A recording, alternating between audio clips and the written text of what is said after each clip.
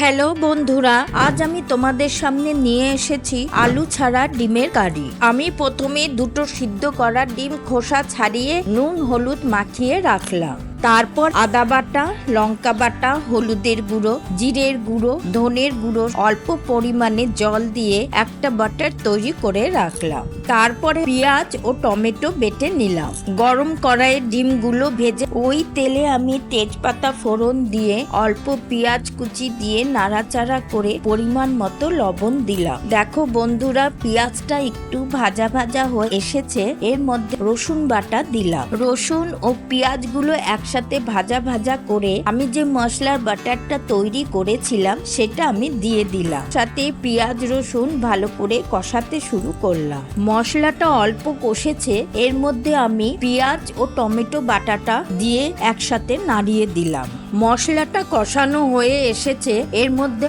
অল্প পরিমাণে চিনি দিলাম। এবার ভালো করে নাড়িয়ে আমি পরিমাণ মতো জল দিলাম। যেহেতু এটা ডিমের কারি, তাই অল্প পরিমাণে জল দিয়ে ঢেকে দিলাম। দেখো বন্ধুরা, ঝোলটা ফুটে উঠেছে। এবার আমি ডিমগুলো ঝোলের মধ্যে ছেড়ে দিলাম। ডিম শুদ্ধ ঝোল ফুটতে লাগলো। দেখো বন্ধুরা, ডিমের কারি কি সুন্দর মাখো মাখো হয়ে উঠেছে। এর মধ্যে গরম মশলা দিয়ে নাড়াচাড়া করে আমি গ্যাস ওভেনটা বন্ধ করে দিলাম। দেখো বন্ধুরা, কি সুন্দর তৈরি হয়ে গেছে আলু ছাড়া ডিমের কারি।